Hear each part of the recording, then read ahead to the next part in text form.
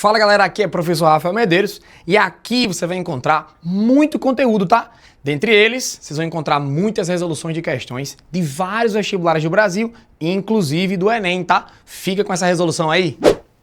Senhoras e senhores, vamos à questão de número 4, que caiu aqui nessa provinha do Enem. Para transportar uma caixa do primeiro para o segundo piso de uma construção, um trabalhador precisará arrastá-la sobre um plano inclinado.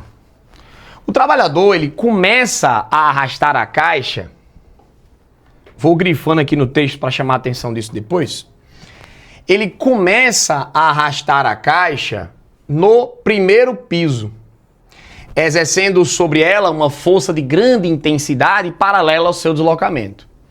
Na medida em que a caixa sobe o plano inclinado, ele decide reduzir a força sobre ela, mas arrasta lentamente até chegar ao segundo piso. Ou seja, ele mantém um arrasto lento, mas ele mantém. Considere que a caixa permanece em movimento nos encontros dos pisos com o plano inclinado e que a rugosidade entre as superfícies permanece a mesma durante todo o percurso. Ele está falando isso para você manter constante o coeficiente de atrito. Aí a pergunta é bem assim, ó.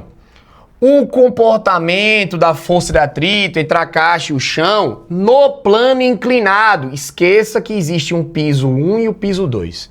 E pense apenas no plano inclinado. Perceba como o comando foi direto. Eu quero saber o que aconteceu com a força de atrito apenas e tão somente no plano inclinado. Ah, professor, mas ele começou no primeiro piso, foi para o plano inclinado e terminou no segundo piso. Tá, tudo bem, mas ele não quer saber disso.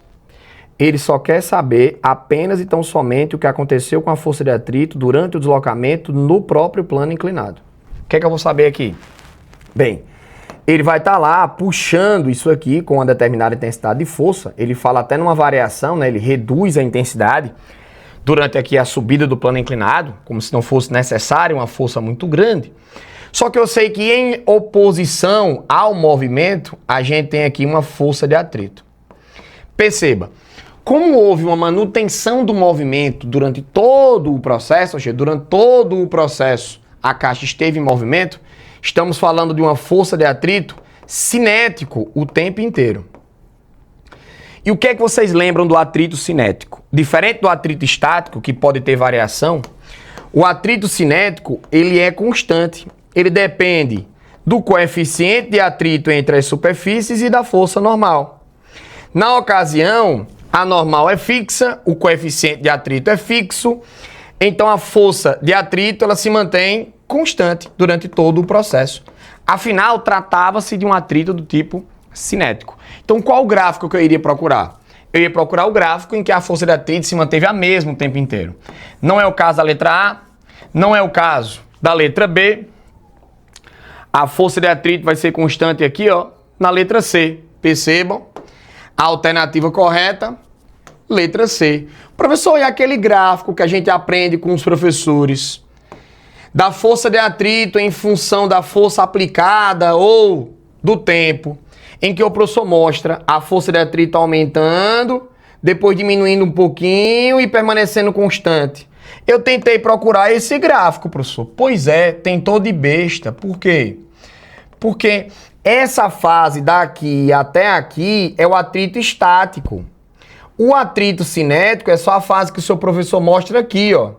Então, ó, você teria que procurar o gráfico que teria apenas esse trecho aqui, ó, que é quando a força é constante, independentemente de você aumentar ou diminuir a intensidade da força. Por isso, o gráfico correto era a letra C, sem sombra de dúvidas e sem enrolação. Gostou dessa aula? Quer aprender mais física comigo? Você pode comprar o nosso curso, tá? A gente tem um link aqui nesse próprio vídeo. Vocês também podem me seguir lá no Instagram, @Prof. Rafael Medeiros. Aproveita para seguir o canal, curtir e compartilhar, tá? Quer ser aprovado? Vem fazer parte desse curso.